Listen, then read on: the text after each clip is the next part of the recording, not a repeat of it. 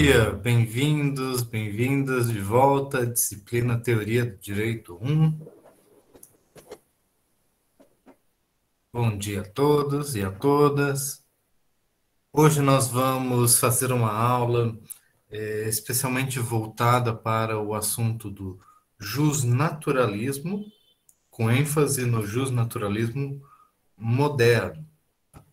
E o autor selecionado dessa semana, que vai ser a referência para a nossa discussão, é o clássico Thomas Hobbes, na sua obra O Leviatã. Claro, somente alguns capítulos selecionados para pensar o tema, que de fato é o objeto aqui da nossa análise, que é a transformação do justnaturalismo num discurso teórico sobre o direito. Isso, e essa dimensão específica a gente também analisa pela ótica daquilo que a gente chama do contratualismo. Tá?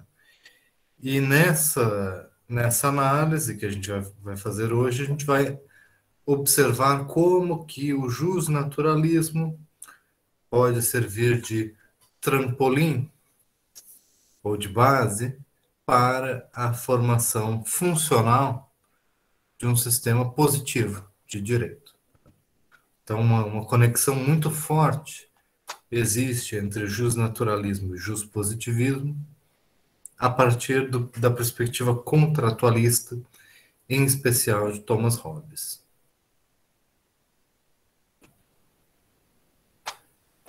Antes de começarmos, eu vou avisar para vocês que hoje já estará disponível um questionário para vocês realizarem as questões. Vocês vão ter aí mais um mês para entregar o questionário, mas já vai estar disponibilizado hoje um questionário que vocês vão utilizar para acompanhar os estudos e para fazer uma avaliação.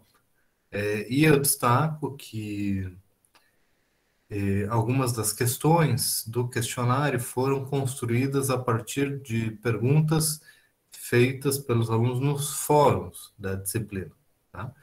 Tanto da turma 1 quanto da turma 2, mas destaco isso para enfatizar a relevância da participação de vocês nesses fóruns, tá? Nesses canais de dúvidas, de perguntas. Então, existe um ciclo aqui. Eu peguei algumas questões do fórum e coloquei no questionário.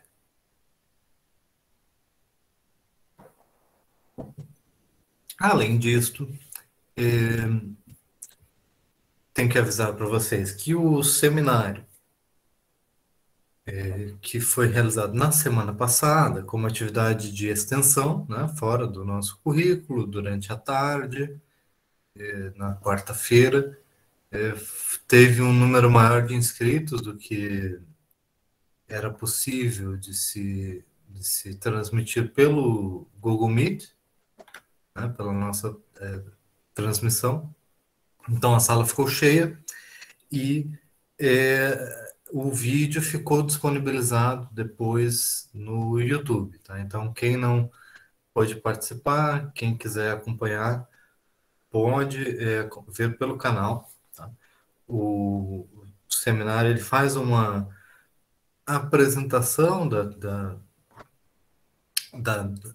escola, digamos assim, né, de análise da história dos conceitos, né, e relaciona com o direito, tá, com os conceitos jurídicos, e como eu mencionei ali, naquele seminário,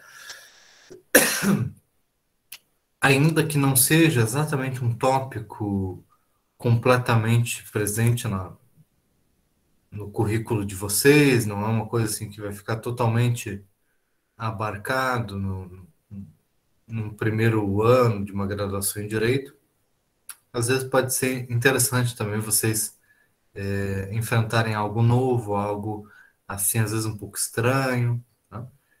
Então, aconselho vocês a fazerem algumas leituras também que às vezes vão um pouquinho além do nosso currículo, tá? E outro aviso é que nós já temos uma aula no canal, né, já que eu comecei a postar esses materiais e as nossas aulas no YouTube, eu já fiz uma aula extra no semestre passado, especificamente voltada para análise de Thomas Hobbes, esses capítulos que eu selecionei para vocês do Leviatã e o contratualismo, tá? Como teoria que ajuda a formar o pensamento jurídico moderno. Tá? Então, eu sugiro que vocês olhem esse vídeo, porque ele vai contribuir para a leitura de vocês desses capítulos da obra do Leviatã. Tá? É um vídeo voltado para análise desse texto e contextualizando um pouco desse tema como parte da formação do direito moderno. Tá? Então, eu já coloquei também no AVA o link para esse vídeo, justamente no tópico dessa semana de aula. Até aqui tudo bem, pessoal? Quem é que quer fazer alguma pergunta, dúvida, participação? Né? Marceli entusiasmadamente fala suave. Eu presumo o entusiasmo pelo uso da caixa alta, né? É a nossa forma aqui de comunicação. Tranquilo, tal, tudo certo, bacana.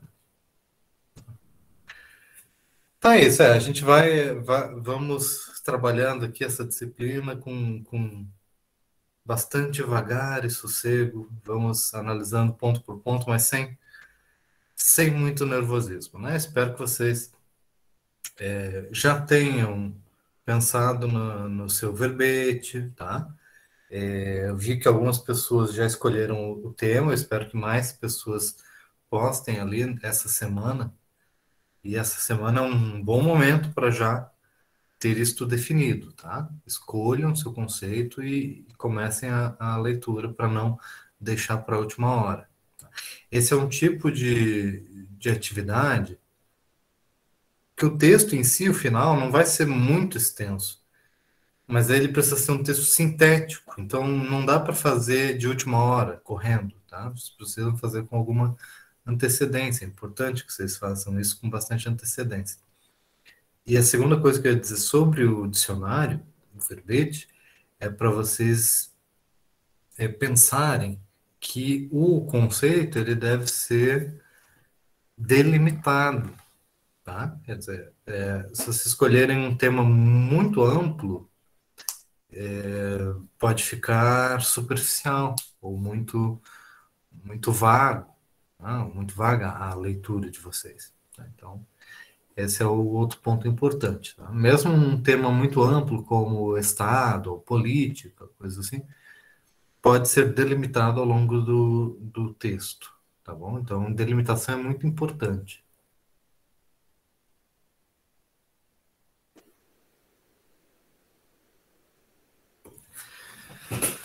Bom, a gente já falou anteriormente sobre direito natural, né? Direito natural e direito positivo, como dois elementos estudados na teoria do direito, e boa parte do estudo do direito natural é pensado na perspectiva das discussões sobre a teoria da justiça, tá? Especialmente porque o direito natural é visto como uma teoria material do direito. Porque isso é importante, né? Já que a gente está muitas vezes no primeiro ano da graduação, o que a gente quer dizer com material, né? Definição material, definição formal, isso é muito presente na nossa linguagem jurídica. Tá? Então, o direito natural geralmente é uma teoria material sobre o direito, quer dizer que é uma teoria que define o direito pelo seu conteúdo. Tá? Então, material se refere ao conteúdo valorativo. Tá?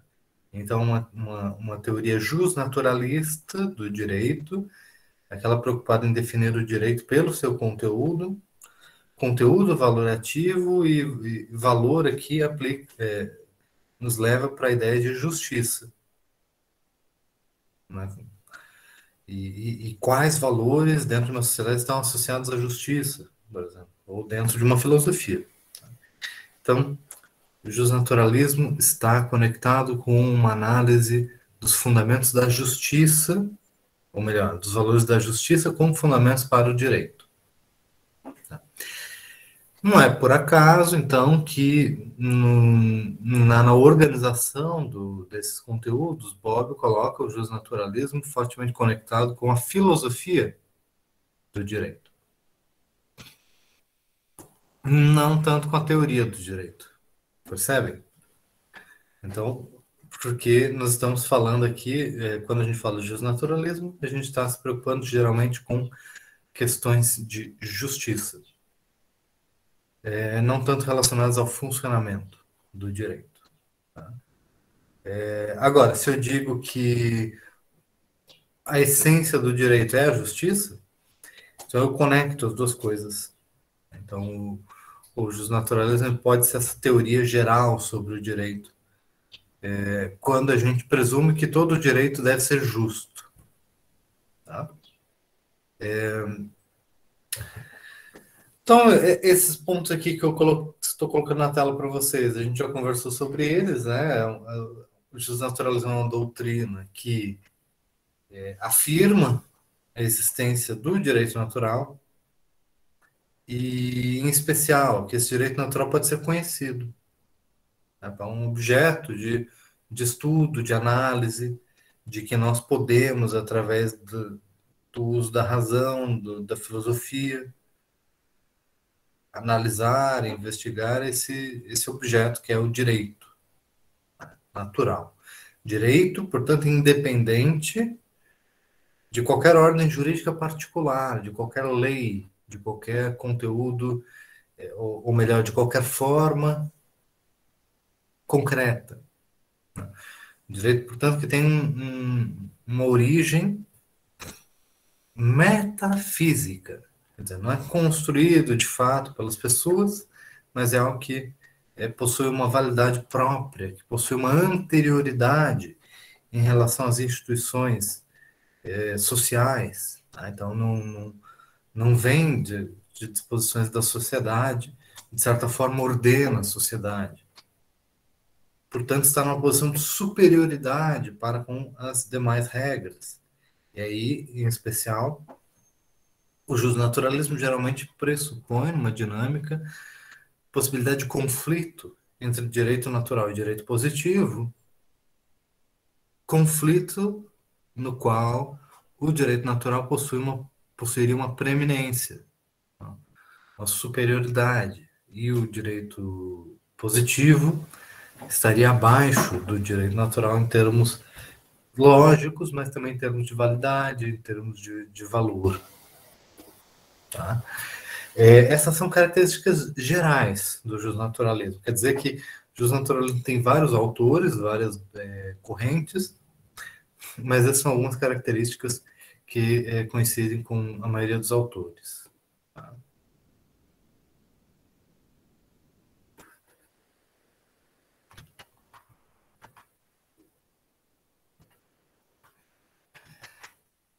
Então, de certa forma, né, como a gente já destacou,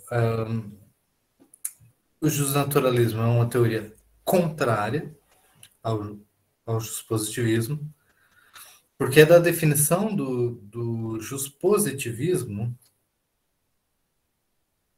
a afirmação de que o direito natural está fora da discussão sobre o direito, de que o direito ele é fundado nele mesmo, tá? Nos seus próprios elementos normativos que estabelecem uma sociedade.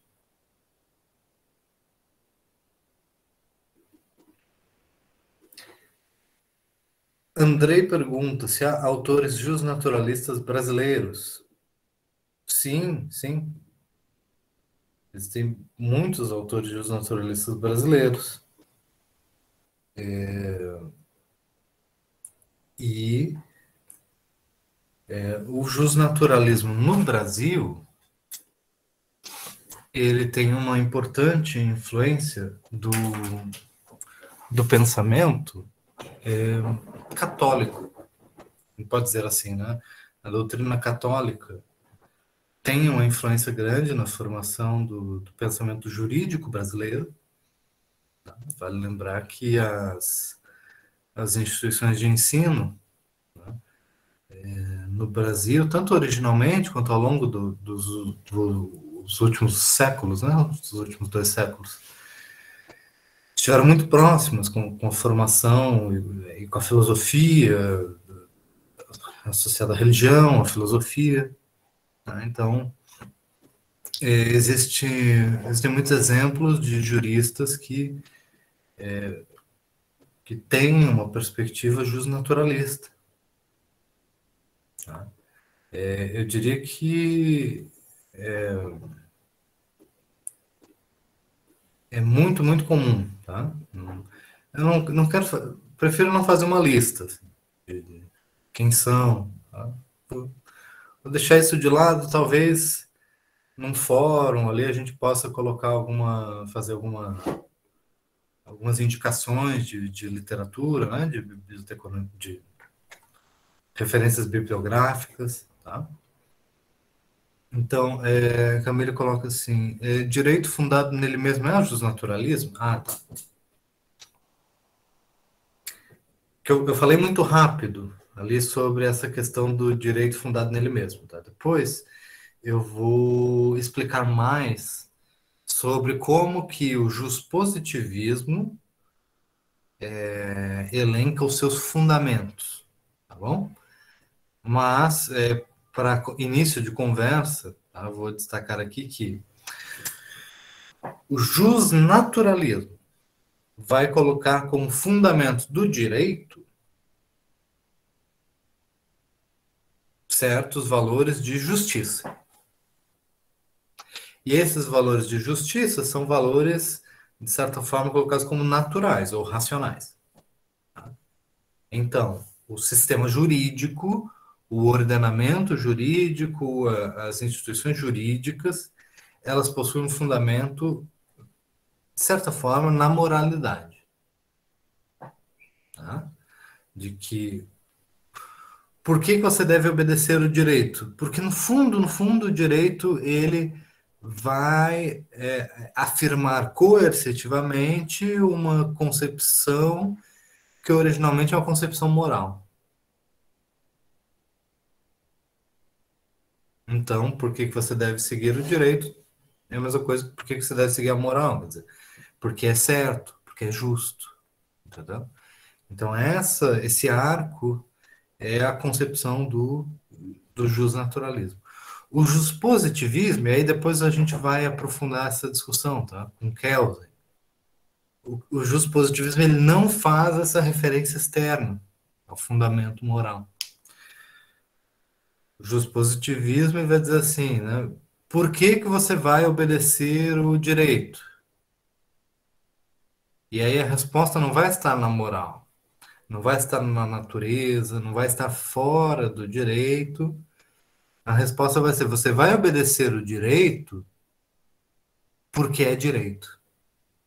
Tá? Então, os fundamentos do direito vão estar nele mesmo. Tá? Em outras palavras, vai ser parte da definição do direito, a definição do que é jurídico, do que não é jurídico, do que é válido, do que não é válido. Então, os fundamentos do sistema jurídico positivo estão na própria definição do direito positivo. Então, essas são diferenças profundas entre essas duas doutrinas. Não sei se isso já está claro aqui, mas pelo menos até o final do semestre vocês vão. É preciso que vocês consigam fazer essa distinção de maneira clara. Tá? Gente, agora eu já me perdi aqui nas questões, tá? Quem quiser usar o microfone, sinta-se convidada ou convidado, porque senão eu não consigo ficar olhando todas as questões. Por favor, façam as suas perguntas. Bom dia, professor. Bom dia. Na verdade, eu lancei uma dúvida aqui no chat, a Marceli até ajudou um pouco a diferenciar isso aqui, né? mas eu ainda fico um pouco em dúvida em relação ao positivismo jurídico e ao positivismo. Não é muito claro na minha mente quais seriam as diferenças, né, do que é positivismo jurídico e do que é positivismo. Porque eu vejo muitos textos tratando disso, não consigo encontrar claramente qual seria a diferença. Ótimo, ótimo. Não, então você está certo em não conseguir encontrar a diferença, porque são termos que a gente usa de forma intercambiada, tá? Então,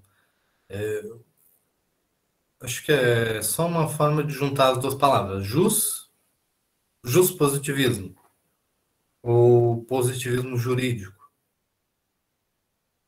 né? O naturalismo, né? E de teorias do direito natural. Então, isso é só uma variação no vocabulário, mas não são teorias diferentes, tá?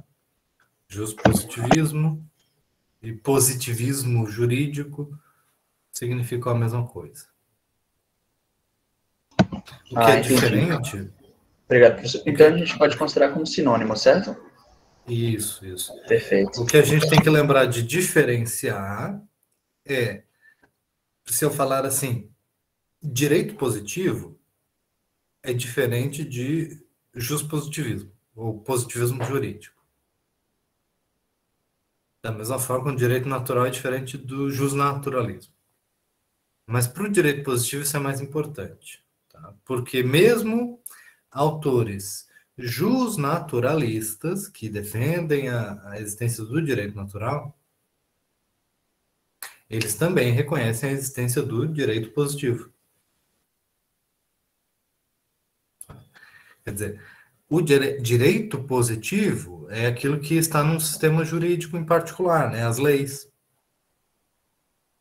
O Código Penal, a gente pode dizer, o Código Penal é direito positivo. Tá? Então, você pode fazer uma análise justnaturalista do Código Penal, por exemplo. Entendeu?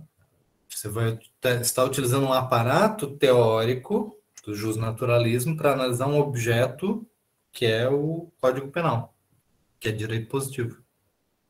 Ou você pode usar um aparato teórico do positivismo para analisar o direito positivo. Ficou claro agora essa distinção? Acredito que sim, professor. Deu para diferenciar bem aqui. Nesse caso, especificamente, do direito positivo, do direito natural, o direito positivo é tipo o objeto de estudo, né? E o positivismo ou justnaturalismo é a teoria. Seria isso? Isso mesmo. Perfeito, então. Obrigado, professor.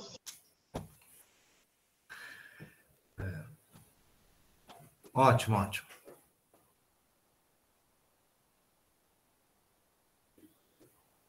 Tá, então, já falamos sobre essa diferença entre a teoria e o objeto. Falei sobre os fundamentos ali, não sei se quem tinha feito a pergunta, deixa eu ver aqui, que era a Marceli, não sei se já ficou clara aí essa questão, tá? Vamos colocar aqui de novo, tá? Até sobre os slides, gente, né?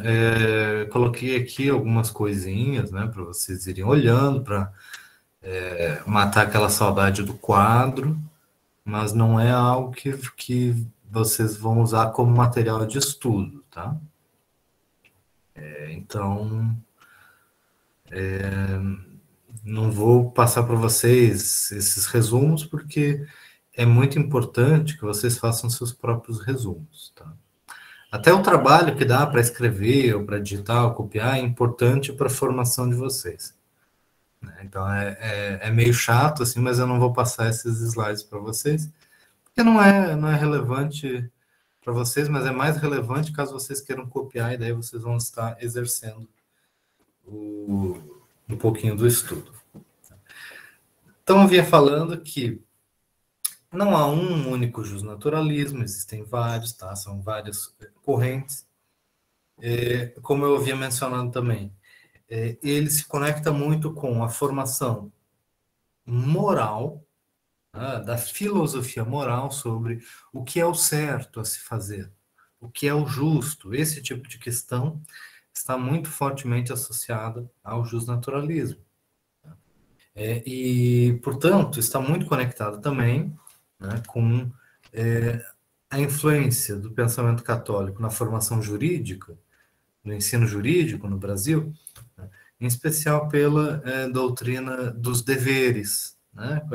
Quais são os deveres das pessoas, do que cada um deve fazer para com o seu semelhante, né? Quais são as regras fundamentais de convivência dentro da sociedade.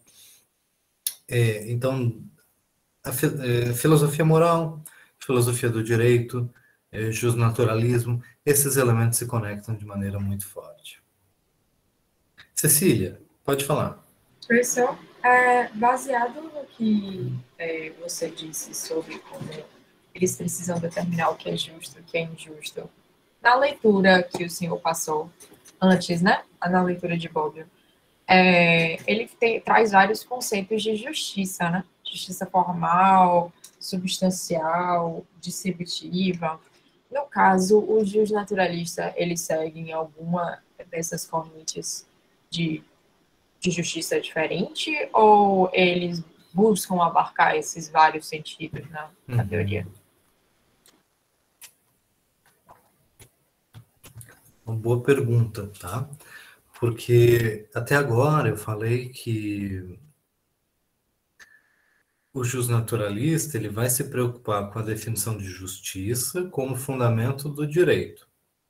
Então, existe uma conexão forte entre o verdadeiro direito e a justiça. E a presunção de que o verdadeiro direito é um direito justo. Até aí é geral, é incontroverso, faz parte de todas as perspectivas. Agora, como eu mencionei, existem diferentes autores justnaturalistas. Então, diferentes definições de justiça também são possíveis dentro do justnaturalismo. Autores que vão trazer cada autor vai trazer uma definição de justiça e vai dizer que essa definição é a definição de geral, né, ou mais fundamental. Seja ela uma definição mais formal, uma definição mais distributiva, retributiva. Então, existe desde a antiguidade, né, em especial Aristóteles faz essa distinção entre diferentes formas de justiça. Existem diferentes concepções. Todas elas podem estar abarcadas dentro do justnaturalismo. Tá? O justnaturalismo não tem uma única concepção de justiça. Entendi, professor. Só para eu... se estiver interrompendo a linha de raciocínios, eu posso cortar no fórum também a pergunta. É que eu tive dificuldade com o conceito de justiça substancial. Uhum. E eu não consegui muito captar o que ele significa e por que ele se diferencia tanto dos outros. Sim, sim. E não e você tem razão aí a achar confuso, porque a expressão substancial ou substantiva, a justiça substantiva, ela não define o que a gente está querendo dizer por justiça. Tá? Então, ela vai estar fazendo referência à efetividade de algum valor que está sendo cumprido. Então, por exemplo, eu acho que o justo é a igualdade entre os seres humanos. Então, a concepção substantiva de justiça, nesse sentido, é aquela justiça que implementa a igualdade entre os seres humanos. Então, a substância dessa justiça é a igualdade. Então, quando a gente fala de substantivo ou do material, isso se refere ao conteúdo valorativo. Só que aí fica a questão de qual é o valor. E aí, no fundo, isso vai ser um valor moral, um valor ético. do que o ser humano deve ser. Ele deve ser igual, ele deve ser livre, e assim por diante. Então, é uma definição de justiça que depende de uma definição de um valor moral mais profundo. Então, você, de certa forma, estava correto em se confundir. Porque Entendeu? Entendi, professor. Obrigada. Tá. Então, existem várias concepções também de lei natural, né, que é um dos componentes do discurso justnaturalista. Pode ser definido também lei natural como uma lei ditada por uma divindade, né? Então, o justnaturalismo às vezes se conecta com uma certa teologia de um Deus legislador, um criador que estabelece regras para o universo, o funcionamento do universo. Leis que podem ser reveladas de alguma forma, né? Ou então natural num sentido mecânico, né? De que existe uma natureza nas coisas, no mundo, como as coisas funcionam, e através de uma filosofia natural, através de um estudo da natureza, a gente consegue revelar as leis por detrás das coisas, né? Então, desde a antiguidade, as pessoas olham para os céus e veem que os fenômenos, os planetas, os cometas, as coisas assim, elas têm um movimento que, de certa forma, é previsível, porque segue leis. Então, começam-se os estudos das leis da natureza. Isso também influencia muito na formação do pensamento jurídico. E, por último, também existe a concepção de lei natural como aquilo que decorre da própria razão humana. Então, uma das vertentes mais fortes do justnaturalismo é aquela que equipara a justiça à razão. E o direito natural, portanto, seria o direito racional. A ideia de que algo é justo porque é racional. É jurídico porque é racional. Então, uma subdivisão, digamos assim, do justnaturalismo, e essa é uma divisão importante para a Idade Moderna, é o justnaturalismo, que também pode ser chamado de justracionalismo. O que isso quer dizer? A ideia de que o direito natural ele pode nos apresentar os fundamentos do direito, e, portanto, os fundamentos da sociedade, a partir do exercício da razão. O estudo do direito não vai estar necessariamente no estudo dos objetos externos, do mundo empírico, das estrelas, do céu, dos animais. Também não vai estar no estudo das tradições, das instituições humanas ou da religião. Vai estar unicamente, exclusivamente, no estudo da própria razão humana. Então, esse é o jusracionalismo. A ideia de que o direito pode ser encontrado pelo uso exclusivo da razão. Então, há uma vertente da filosofia do direito. Essa concepção, que vai trazer a ideia de um direito estritamente racional, é ela que vai ser a mais influente na formação do pensamento jurídico moderno.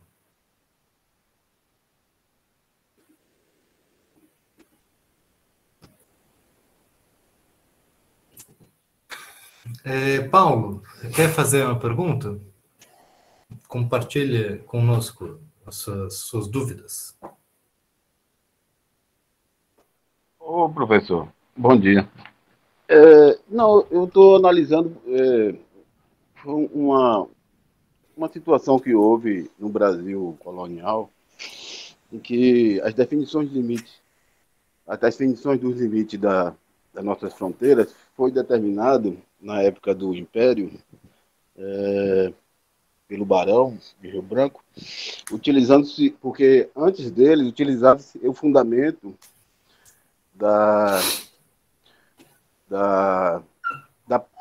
do Possidetis Juris, e com ele foi adotado a posse de fato, o que deu ao Brasil, por exemplo, fronteiras antes dos tratados de Madrid, dos tratados de Tordesilhas, que delimitava o território brasileiro a metade do que é hoje, por exemplo. E foi levado à Corte Internacional esse conceito da posse de fato.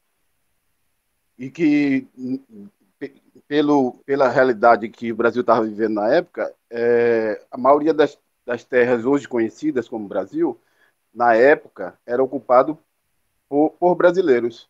E foi levado isso à Corte Internacional, esse conceito, que hoje é adotado. A partir do Barão de Rio Branco, foi adotado internacionalmente esse conceito de posse de fato, que a gente hoje encontra na nossa doutrina. Quem tem a posse de fato é o dono da propriedade. Tanto que a gente usa o instrumento do uso capião. Baseado nesse conceito, que veio lá do Império. Esse conceito da posse de fato, ela é justnaturalista?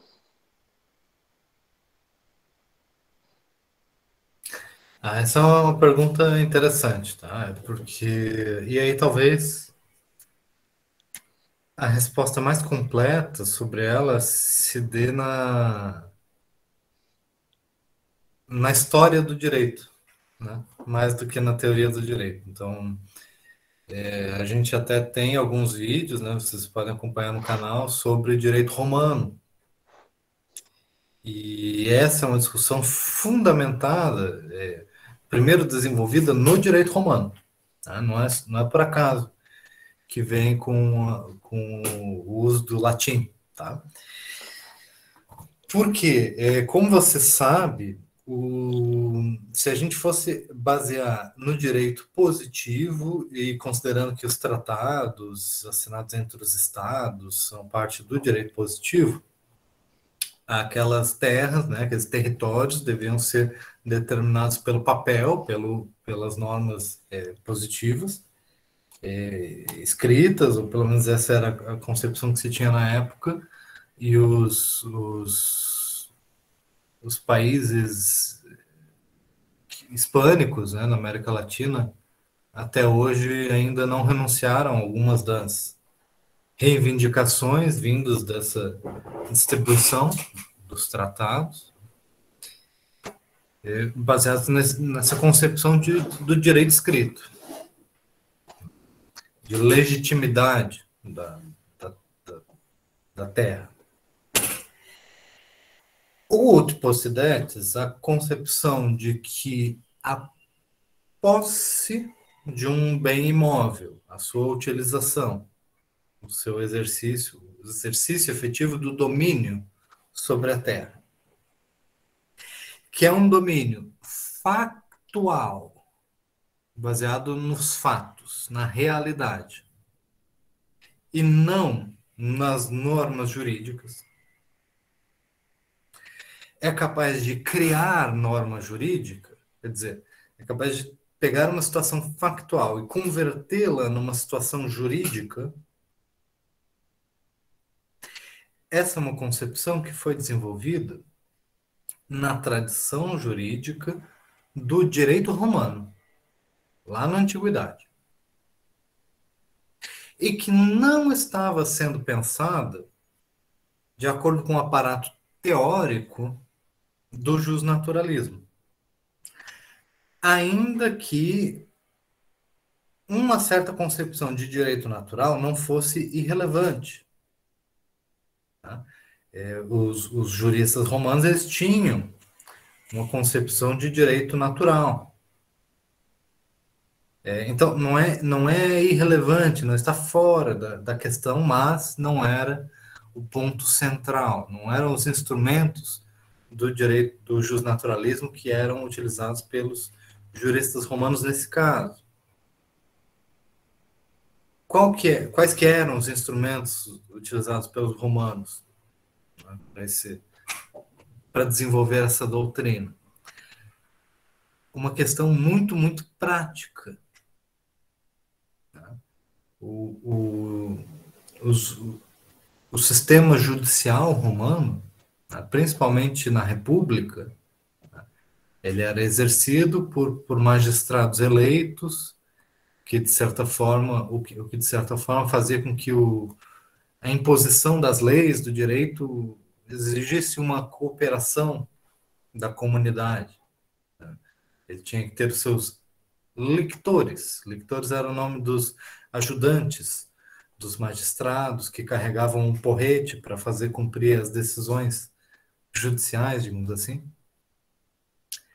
E a principal preocupação daqueles pretores, que eram aqueles que administravam a justiça, nos casos de conflito de terra,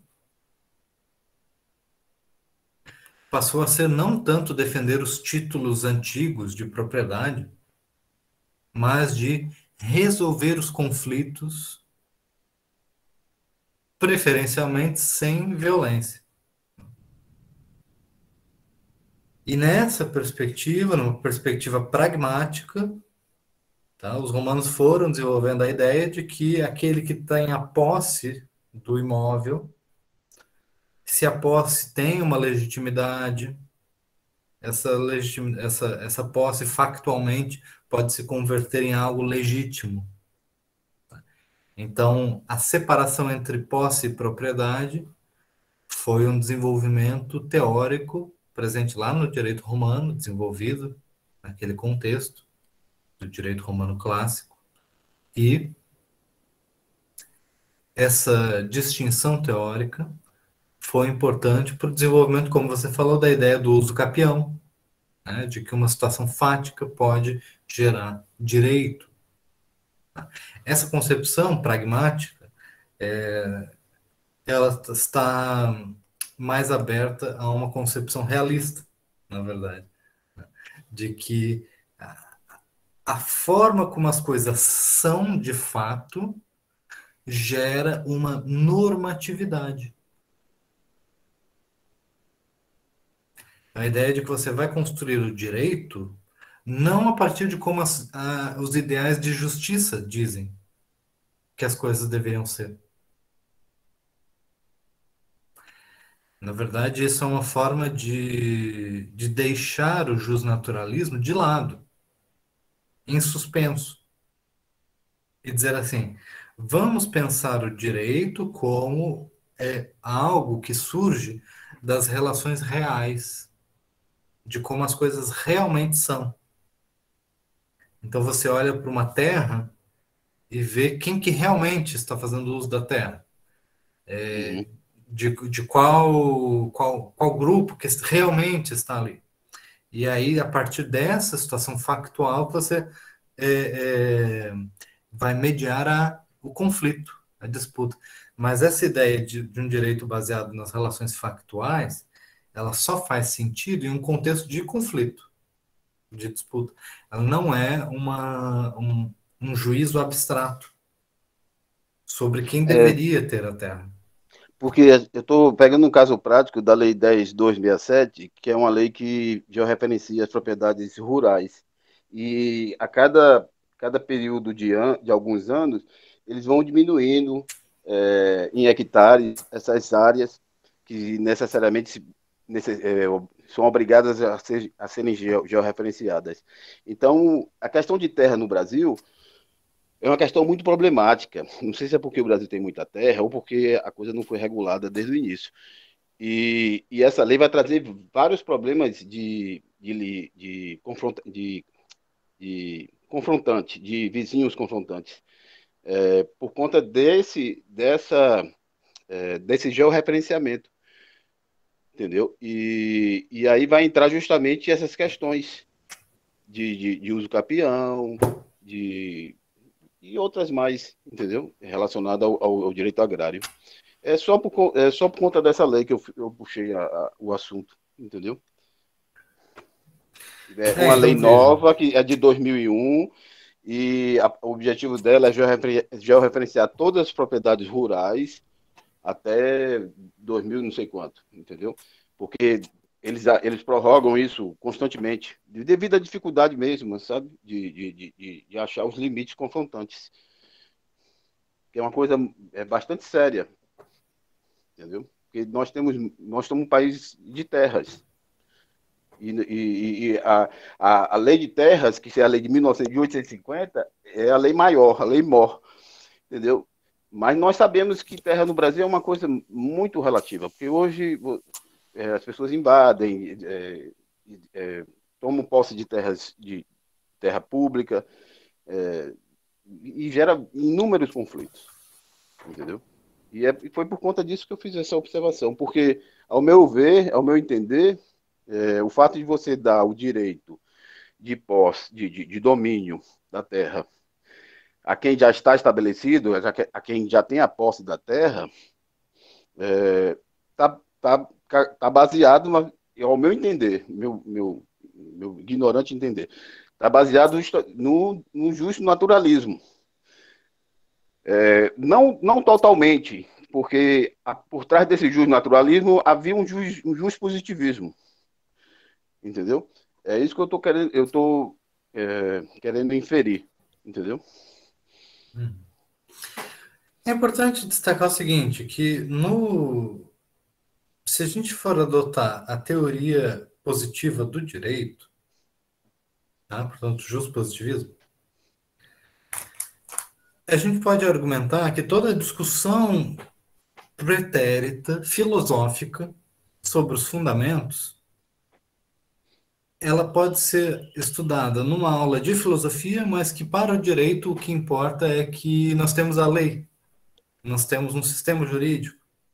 E aí, se isso um dia teve origem na filosofia ou numa discussão moral, legal, mas para análise do direito nós vamos focar no funcionamento das leis. Então, o positivismo ele não está preocupado em rejeitar a discussão mais complexa dos valores como um todo, mas ele está preocupado em rejeitar a discussão mais complexa dos valores como forma de resolver o problema jurídico. Então, você pode dizer assim, que as duas coisas podem ser verdade ao mesmo tempo. Essa discussão fundiária, ela pode ter uma conexão com uma discussão sobre justiça, sobre moralidade, sobre a história. Mas, ainda assim, a análise de se uma terra específica pertence a uma pessoa ou outra vai ser uma questão da administração da justiça, digamos assim, do funcionamento da jurisdição. E não uma questão filosófica. Então, essa que seria a análise positivista do que a gente está mencionando. Uhum. Por outro lado, a gente pode destacar o seguinte,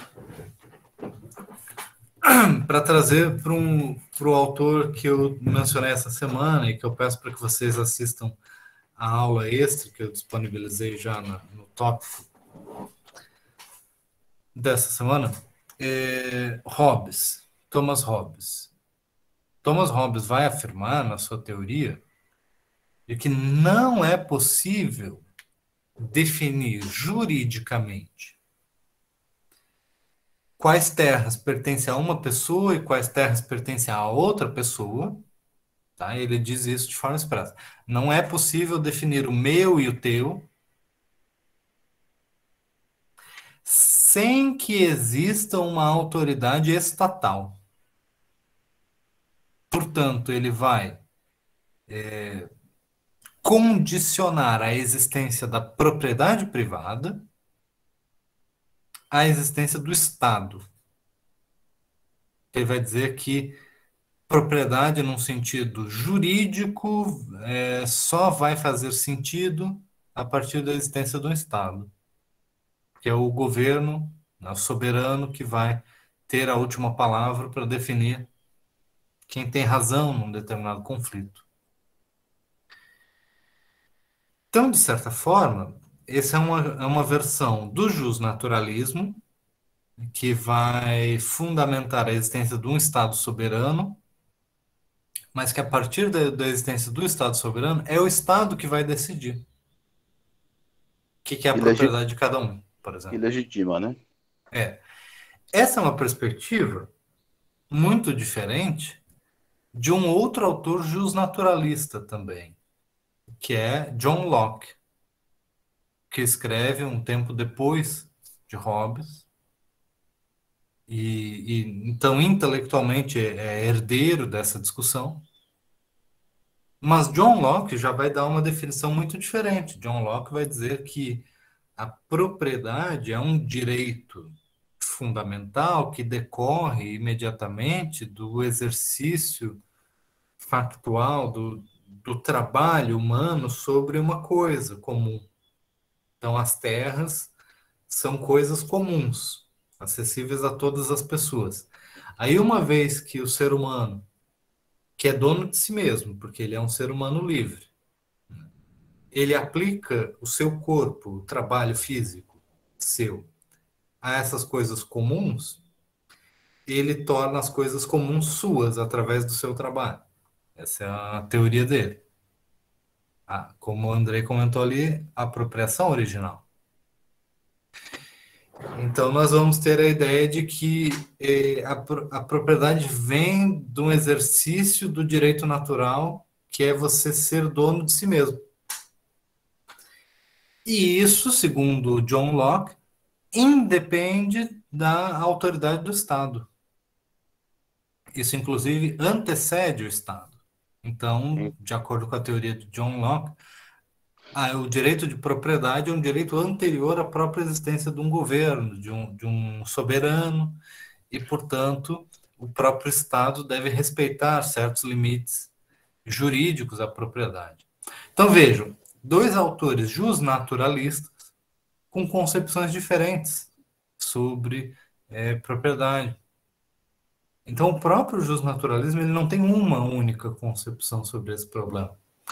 E é por isso que a definição do problema, né, fundiário, não é uma escolha entre justpositivismo e justnaturalismo, ou sobre o realismo jurídico, ou sobre o direito romano e o direito natural. Tá? Ficou claro esse ponto? Concordo, porque a partir do momento que a gente existe, a gente tem que ter um espaço físico para ocupar. E isso antecede qualquer Estado, formação de Estado. Ao meu entender. E normalmente a gente tem que plantar, tem que subsistir. Então você ocupa aquela terra, naturalmente, quer seja com atividade extensiva, quer seja através do plantio, e antecede qualquer norma jurídica, ao meu entender. Mas, agora eu estava analisando quando o senhor falou do direito romano. Roma, quando invadia outros territórios, eles preservavam a cultura daquele território. Inclusive, essas pessoas que eram dominadas, elas faziam parte da sociedade romana. Então, ela respeitava o direito de terra. Ela só ampliava seus limites, suas fronteiras. Roma queria ampliar as fronteiras. De fato, ela não tomava posse do território no sentido de agregar valor. E ela deixava os seus dominados exercerem suas atividades corriqueiramente. Então, eu acho que o direito romano também ele agrega nesse sentido de você respeitar o direito de posse e de domínio, e dar o domínio devido à posse, no caso. Né? Ao meu entender, entendeu, professor? A minha análise vaga, digamos assim. Bom, a gente vai fazer aqui, fazer uma apresentação de concepções de diferentes autores, né? Em relação ao que você falou do direito romano, tá? Como eu mencionei que a distinção entre posse e propriedade é uma construção intelectual, jurídica, uma contribuição do direito romano e que influencia diretamente o nosso direito civil, a formação do pensamento civil, civilismo, né? O direito privado. Tá? Do ponto de vista histórico, no entanto, dependia muito, tá? Isso que você falou sobre a conquista, tá? Dependia muito de como que era a guerra, tá? Se havia resistência ou não por parte dos conquistados, tá? Então, não havia uma regra. O que o direito romano diz, de maneira geral, não tem a ver com o que os romanos realmente faziam no caso da conquista, porque os romanos também acreditavam no direito de conquista, tá? Que se você está em guerra e as pessoas resistem, se isso não faz parte de um tratado de submissão, ou de um tratado de paz, em que as pessoas se submetem ao jugo romano, se a guerra está deflagrada, o conquistador ele tem direito, sim, pelo domínio da força, de tomar as propriedades dos conquistados, de escravizar os povos conquistados. Então, uma boa parte da expansão territorial romana é acompanhada de uma redistribuição de terras, inclusive para os veteranos do exército romano, tá? Mas isso varia ao longo da história. Tem que analisar de acordo com os casos, assim. Não tem uma regra geral sobre isso, tá? Em algumas situações, os povos conquistados vão ter os seus direitos respeitados, vão ser integrados. Em outras situações, não. Tem que analisar isso com mais detalhes, tá? Não tem uma única regra sobre toda a história. Uhum. Quem mais que queria fazer perguntas aqui? Estamos ali. Marceli, Matheus, Andrei. Matheus, vamos lá. Aí, prof, tá conseguindo me ouvir? Sim. Eu tinha perguntado no chat se o justnaturalismo vai colocar aquilo que é moral acima do que é hoje na vida prática sempre. Aí, tipo, um exemplo, para ver se fica fácil de entender a pergunta. Digamos que eu sou o governante de um país e está se discutindo muito sobre porte de arma. Aí chega um projeto de lei na minha mão, eu tenho que sancionar ou vetar sobre porte de arma. Aí, beleza, eu sou um justnaturalista e eu acredito que ninguém é posse de ninguém e cada um pode fazer o que quiser com sua vida. Eu vou lá e sanciono o projeto de porte de arma. Aí, de um momento para o outro, meu país vira um caos. O índice de morte por arma de fogo dispara, meu país vira uma zona. Eu, como justnaturalista, sou obrigado a manter esse projeto que eu sancionei, porque eu acho que é moralmente correto, mesmo que na vida prática dê tudo errado, ou eu posso voltar atrás só por uma questão de utilitarismo, mais ou menos. É interessante a forma como você coloca a questão. Você é obrigado a fazer uma coisa ou outra por ser justnaturalista? Isso já aconteceu na sua vida, assim, de você se ver obrigado a fazer uma coisa ou outra por você ter uma doutrina teórica ou filosófica? Acho que o tempo todo, né? Tem uma noção de certo e errado, é bom. O que significa ser obrigado a fazer ou deixar de fazer algo? Eu não posso tomar determinada atitude se isso for comprometer algum princípio meu. Se não? Aí depende. A punição não necessariamente vai ser prática o tempo todo, de ser sobre algum tipo de sanção, mas é algo mais psicológico, algo mais moral. Eu não vou conseguir conviver comigo mesmo se eu violar algum princípio. Mas aí acho que já é outra questão, tem muito a ver com a pergunta prática. Eu tô enfatizando esses pontos, não é uma questão retórica, tá?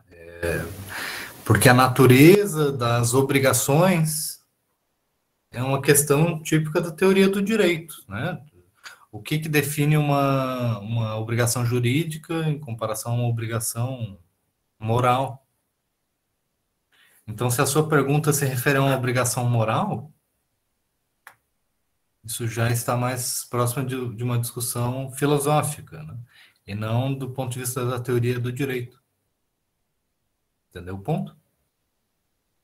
Porque, assim, se você me deu o exemplo de que, assim, um sujeito que tem crenças justnaturalistas sanciona um projeto de lei, mas ao sancionar o projeto de lei, importam as suas crenças?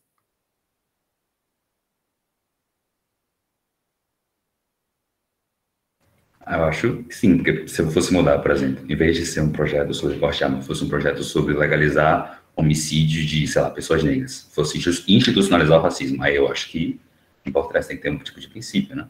De que isso é errado, independentemente da situação, do lugar e da hora.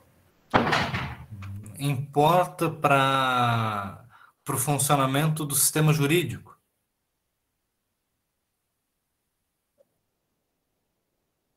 Porque essa é a questão fundamental, que assim, para o positivismo, não importam os valores detidos subjetivamente pelas pessoas envolvidas, importa se a lei é válida, se houve a sanção, como é que foi o processo legislativo, se ela vai ser aplicada pelos juízes, pelos tribunais, vai ser executada, né, o poder executivo, pelos policiais e tudo mais. Se os valores contidos na lei forem tão contraditórios com a sociedade, a ponto deles serem incompatíveis com o funcionamento do direito, de maneira mais ampla, ou então,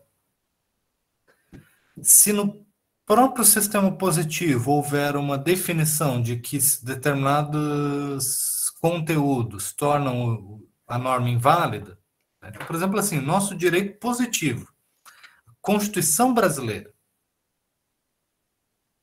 veda uma lei que tem esse caráter racista.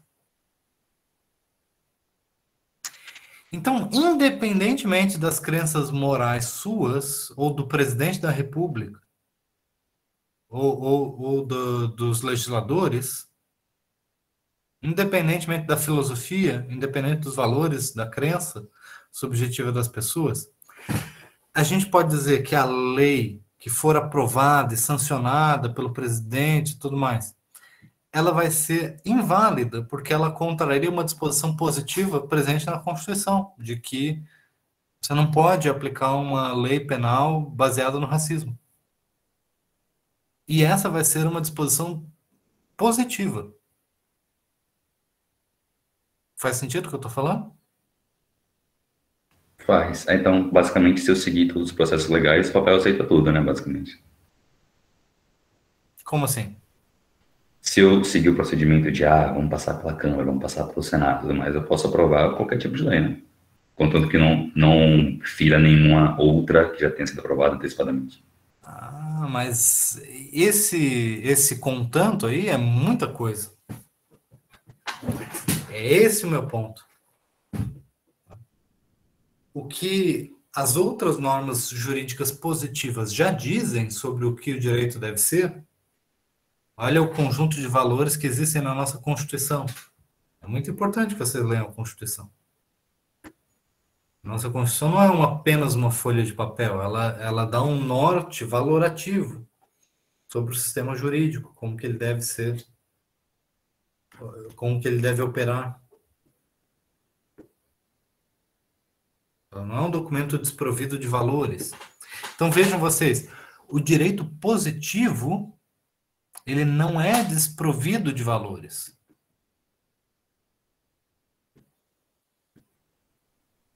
Estão acompanhando isso? O direito positivo, ele não é desprovido de valores. Então, você fazer uma análise de se uma lei... Então, eu mencionei para você, uma lei pode ser aprovada pelo Congresso Nacional, pode ser sancionada pelo presidente da República, e ela pode ser derrubada pelo Supremo Tribunal Federal com uma ação direta de inconstitucionalidade, justamente porque há uma contrariedade com os valores da Constituição. E fazer uma análise da compatibilidade de uma lei com os valores presentes na Constituição não é fazer justnaturalismo.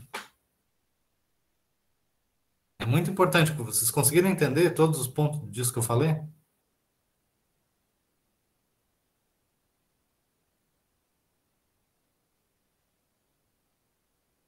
Mas então, professor, digamos que eu acabei com o Congresso, acabei com tudo e vou fazer uma constituinte nova. Então não tenho nada com o que tomar de referência. Aí a discussão vira só naturalista, né?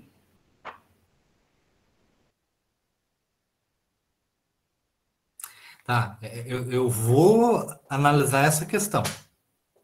A gente vai avançar nesse ponto, mas agora só me diz antes da gente dar esse próximo passo, se o que eu estava falando antes faz sentido. Não faz sentido, sim. O que você entendeu do que eu falei antes? De que o positivismo ele não é desprovido de valores. Ele está muito influenciado com as referências morais do que é certo na época em que ele se dá, que se estuda. E com as leis, né, pré-existentes, tá? Quer dizer, existem concepções morais dentro da nossa Constituição, por exemplo. Mas, e aí esse é o ponto que você precisa prestar muita atenção, todo mundo precisa prestar muita atenção aqui. Na perspectiva do positivismo, eu vou cumprir com os valores morais da Constituição, não porque eu acredito nos valores morais da Constituição, mas porque eu acredito que eu sou obrigado a cumprir a Constituição. Ponto. Pode ser que subjetivamente os meus valores morais coincidam com os valores presentes na Constituição. Mas, ou eu reconheço que a gente é obrigado a cumprir a Constituição, ou eu rejeito isso. Se eu reconheço isso, então eu me vejo comprometido a cumprir com esses valores. Não por conta do direito natural, mas por conta do direito positivo. Tá? Então, é nesse sentido que existe uma discussão de valores morais dentro do direito positivo que não sai do direito positivo. Fica dentro, está contido dentro do sistema jurídico positivo. Tá? Então, fazer esse tipo de análise é muito importante para a formação de vocês. Tá? Segundo ponto que você mencionou. Isso se chama discussão sobre o poder constituinte originário. Não é isso? Então, você está falando assim, vamos supor que não existam leis, que não exista Constituição, que não haja nada em vigor. Não é isso? Isso, se a gente tivesse que fazer um negócio tudo do zero. Se a gente tivesse que fazer um negócio tudo do zero, qual que seria o fundamento do direito? Onde que o direito iria se basear? Essa é a questão, em outras palavras, né? E onde que o direito iria se basear? Me diga. Aí acho que tem que apelar para o justnaturalismo, né? E a razão universal pode ser tida por todos, tudo mais. Aí a razão universal venceria? Todo tipo de disputa? Não, esse é o cenário ideal. Óbvio que na prática você tem algumas distorções. A gente sempre mira no ideal, né? Eu estou perguntando o que aconteceria nesse caso hipotético.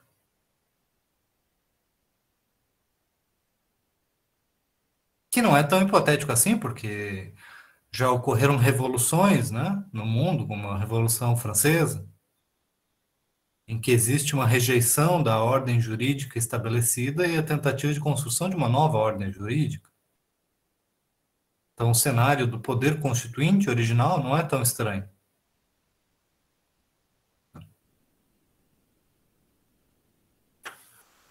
Mas o ponto aqui é o seguinte.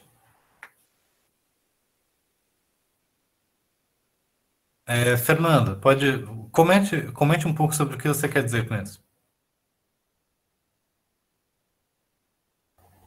Bom dia, dá para me ouvir? Bom dia, vai lá. Pronto, eu acho que vai de acordo com o que o grupo dominante tem como valores. Vamos pegar esse cenário da Revolução. Vamos lá, o Irã. O Irã, pré-revolução, era um país que estava dividido, mas tinha muitos grupos. Tinham grupos que tinham valores ocidentalizados e tinham grupos mais extremos e radicais. Eles, nessa revolução, acabaram tendo uma certa aliança para conseguir depor o Shah.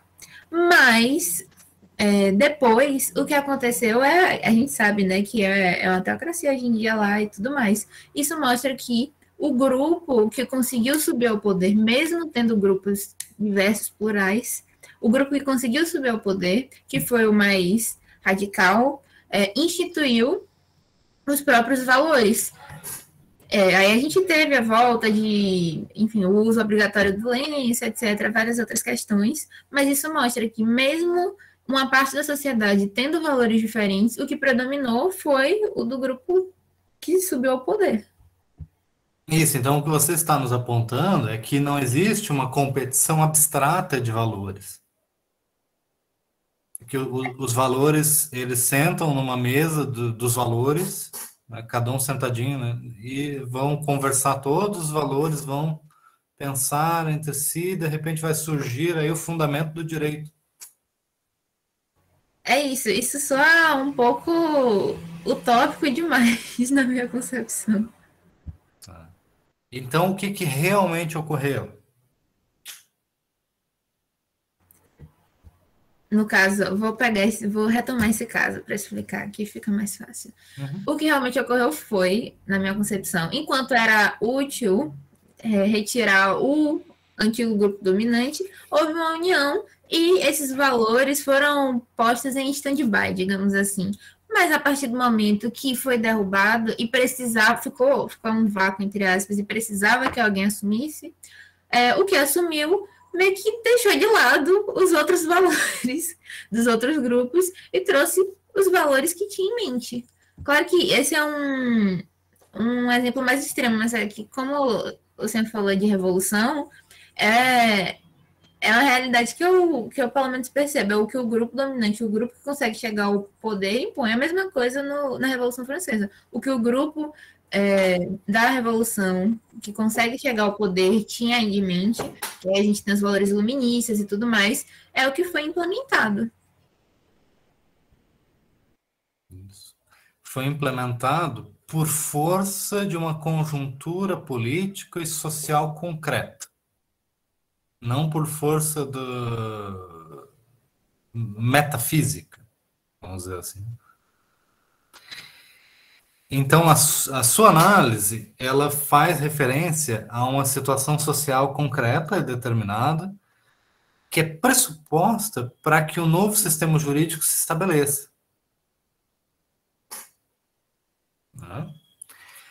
Hoje, um sistema jurídico iraniano, ele funciona de forma mais ou menos independente da conjuntura política e social original da Revolução Iraniana. Quer dizer assim, existe uma continuidade política dos personagens, do costume, né, até hoje eles falam da Revolução e tudo mais, mas para um juiz que passa uma sentença lá em Teherã, a Revolução é uma coisa distante. O sistema jurídico, ele funciona meio que por conta própria. Mas naquele momento constituinte, a situação fática, ela estabeleceu a base do funcionamento operacional do direito positivo. Essa é mais ou menos a concepção juspositivista do direito. Tá? De que o sistema jurídico, ele não se fundamenta na moral.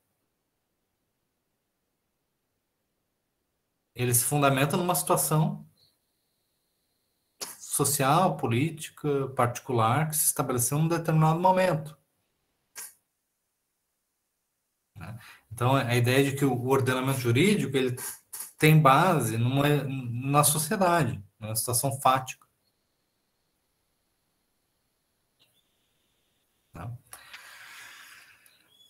Uma versão mais aprofundada do positivismo jurídico, kelseniano, vai dizer o seguinte, que não é nem tanto uma questão de juízo material, fático e tal, mas que você precisa analisar que mesmo naquela situação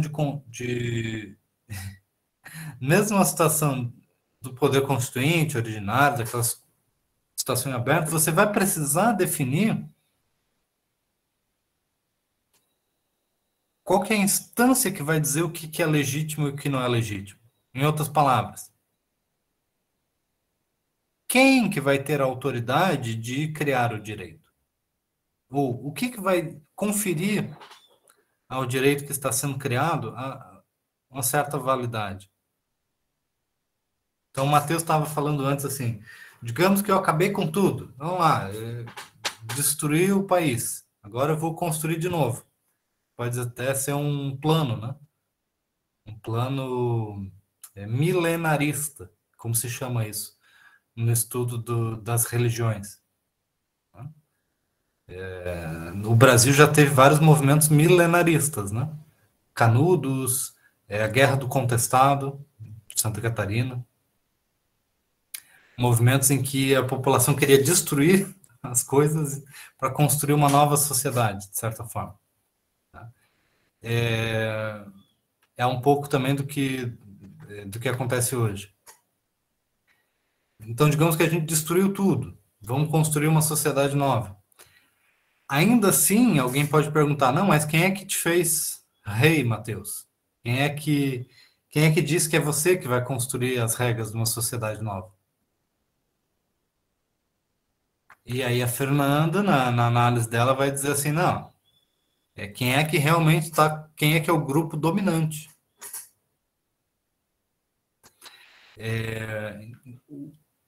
O justpositivismo, ele vai dizer assim que a gente vai sempre ter que perguntar a questão da validade. De onde que vem a legitimidade de quem está produzindo a norma? E vai chegar um momento em que essa resposta vai ser impossível, né, factualmente. Então vai ter que ser uma resposta hipotética. Aí que vai surgir a ideia, como ferramenta, da norma jurídica fundamental, que a gente vai estudar nas próximas semanas, tá? A teoria de Kelsen. Essa a gente vai chegar lá. Tá? Até quando a gente estiver estudando Kelsen, vocês vão estar achando que o positivismo tem toda a razão. Aí depois a gente vai tentar ver se a gente constrói, se a gente desconstrói. Tá? Mas a gente vai precisar entender bastante a teoria positiva do direito. Até porque está no cerne, digamos assim, da nossa disciplina. Ó, uma pergunta bem complexa, mas que eu vou dar uma resposta bem simples, tá? O Andrei pergunta assim, o sistema jurídico que vigorou na Alemanha nazista foi o justpositivismo? Não, não foi. Tá? Bem importante isso. Tá? Porque os ideais, a ideia, né, de que você tem que fazer as coisas de acordo com o Führer, de acordo com o líder, com a vontade dele, com os ideais nazistas, com ideais, né, com as concepções nazistas e tal, não era direito positivo. Pelo contrário, muito contrário, toda a doutrina nazista do direito, ela era antilegalista. Porque pelas formalidades do sistema jurídico, tudo aquilo, pela análise do direito positivo, tudo aquilo que eles fizeram é bandidagem, travestido de autoridade. Né? No fundo, era tudo miliciano, era tudo oportunista, era gente que estava aí violando as leis do país, mas dizendo que estava fazendo isso em relação a um bem maior, para vencer a guerra do bem contra o mal e trazer a glória para o país. Tá? Mas era tudo bandido. Eu estou simplificando aqui, né? Óbvio que eu estou simplificando, mas para finalidades didáticas, né? Então, a ênfase agora dos especialistas, aí falando de maneira precisa agora, sem exagero, o consenso dos especialistas que estudam esse tema é apontar para o fato de que o direito no período nazista, ele era antiformalista e ele era antipositivista. Tá? Aí depois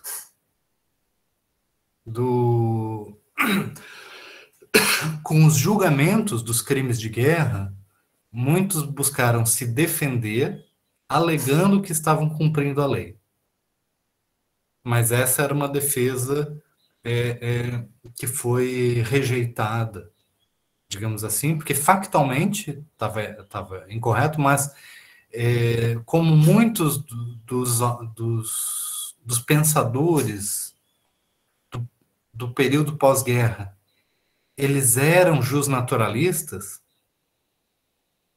houve uma certa tendência a enquadrar os nazistas como se estivessem cumprindo apenas as leis e tudo mais, tá? Mas essa é uma inferência inadequada. O que mais, gente? Só para a gente encerrar a aula aqui, que a gente já chegou no nosso horário.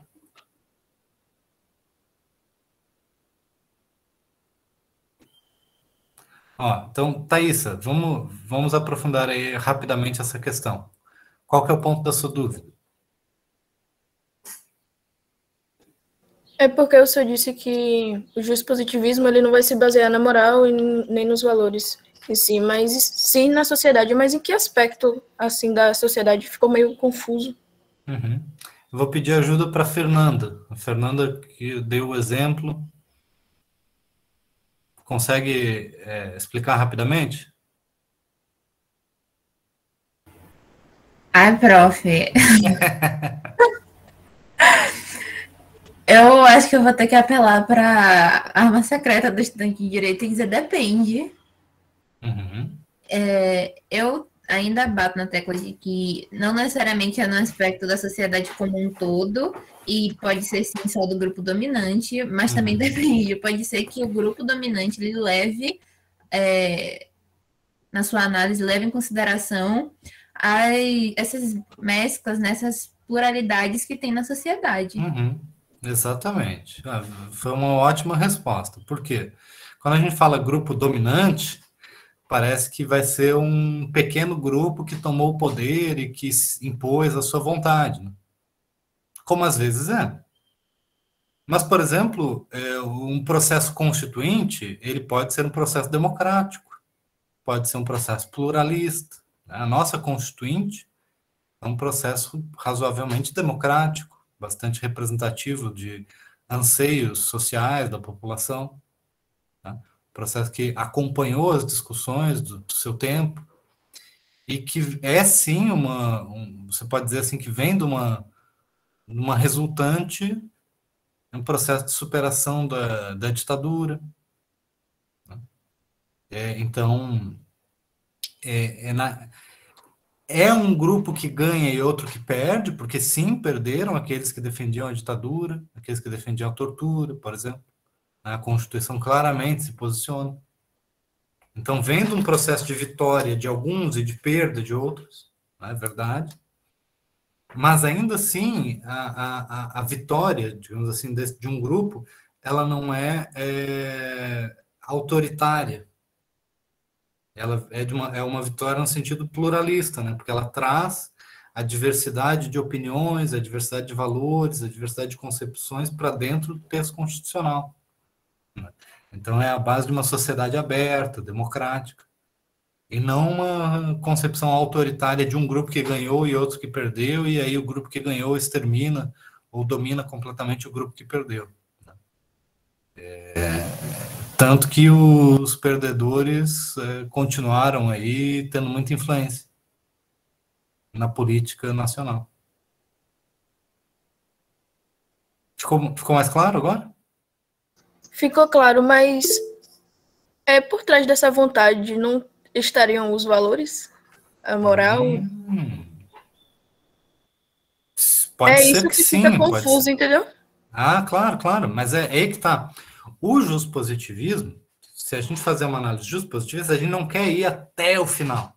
A gente não quer encontrar a verdade por detrás do que as pessoas pensam. Não. Está se preocupando com uma questão jurídica. Então, a questão jurídica ela tem um começo e ela tem um fim. A gente não vai entrar na psicologia das pessoas para tentar ver o que elas realmente acreditam, entendeu? É aí que está a diferença técnica da análise da teoria do direito. Pode ser que por detrás de uma concepção existam outros valores, existe uma filosofia moral e tudo mais. Tá? Mas não é por conta dessa filosofia que a gente vai ter obrigações jurídicas, a gente vai ter leis ou coisas assim. Tá? Marceli. Ô, professor, é que no início, entre aspas, o senhor tinha dito, rapidinho, poxa, o senhor tinha dito que, fazendo sentido em relação aos conflitos, pronto, o senhor tinha dito que desculpa, tô nervosa, que eu tenho 2 aulas agora. Como o senhor estava respondendo ao menino, que ele tinha perguntado sobre a questão de ser posse, por ser uso capião, por questões factuais, o senhor falou que essa base romana tinha sentido, mas só e apenas em relação de conflito, porque não tinha uma base abstrata. E aí eu fiquei com a dúvida em relação à questão conceitual do próprio direito.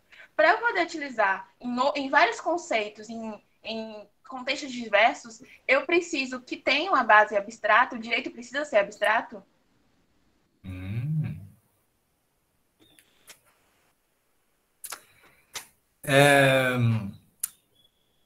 Eu espero que até o final do semestre vocês eu quero passar para vocês assim novas formas de fazer perguntas. Porque quando você me pergunta assim, é preciso que o direito tenha uma forma abstrata? É uma pergunta genérica. Né? É preciso que o direito? Eu posso dizer assim, não, o direito não precisa nada. Mas daí não é isso que você quer saber. Né? O que exatamente que você quer saber? O que exatamente eu quero saber?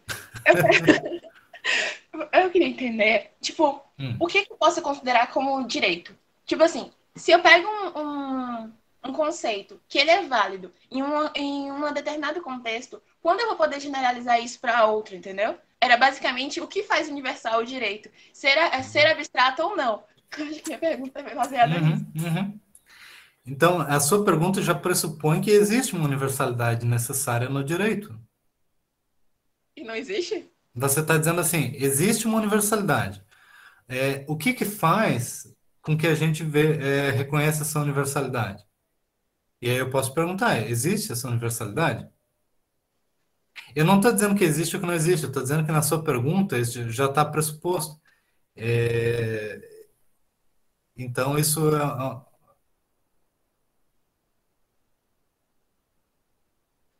Mas, de certa forma, não há uma universalidade, porque, tipo, em todos os lugares há um direito. E alguma coisa de comum há.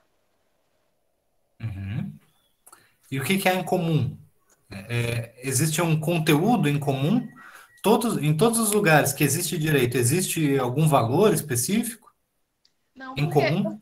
eu não posso afirmar isso, porque os valores mudam de acordo com a sociedade e com os períodos. Por favor, me dê uma resposta objetiva. Ah, tá bom. Tá. Então agora eu vou dar uma resposta objetiva. Finalzinho da aula, agora a gente pode.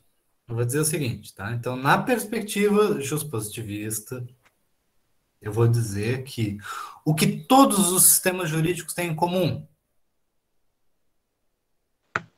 As leis?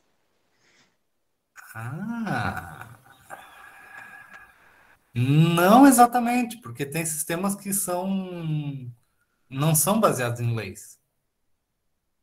São baseados em costumes, em tradições. Mas tem ainda alguma outra coisa que todos os sistemas têm em comum. A pretensão de que o direito ele deve ser obedecido. Não tem nenhum lugar do mundo em que tem um sistema jurídico que diz assim, tá aqui o que é certo e o que é errado. Se você quiser cumprir, tudo bem. Se você não quiser cumprir, também tudo bem. E faça o que você quiser. Tem algum lugar do mundo que é assim, o direito? Não. Por que não? Porque se fosse assim, não teriam direito de fato. As pessoas apenas fariam o que elas querem. Então, assim, ó, o que você está dizendo por que não? Porque isso é da essência do direito. Não é isso? Porque se não fosse isso, não seria direito. Sim, Concorda? sim. Concordo. Então você diz assim, ó, o que define o que é direito e o que separa o que é direito do que não é direito tem a ver com valores? Tem a ver com o que o direito diz?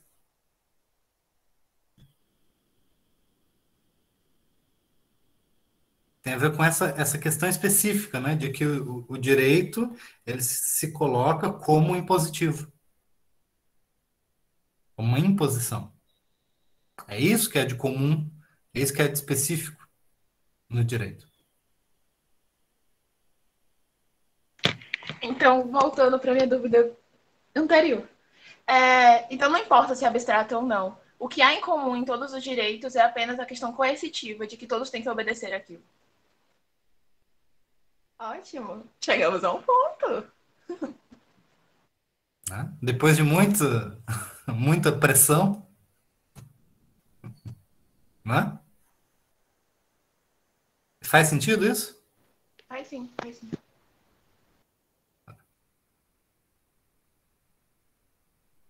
Cecília, só para a gente terminar, tá? Que agora eu vou ter que sair. Eu esperei Diga. agora mesmo, porque não tem a ver com o assunto em si. Em relação ao questionário, eu cheguei um pouquinho atrasada, eu gostaria de saber até que leitura é que vai cair. Se chega a pegar a leitura de hoje ou não, entendeu, do Leviatã? Ah, tá. Não, é até semana passada. Ah, sim. Até o início. Tudo bem, é só isso mesmo. Obrigada. Tá bom? Então tá, gente. Então, fiquem de olho. Hoje à tarde vai ser lançado o questionário. Tá? Estudem bastante e até semana que vem.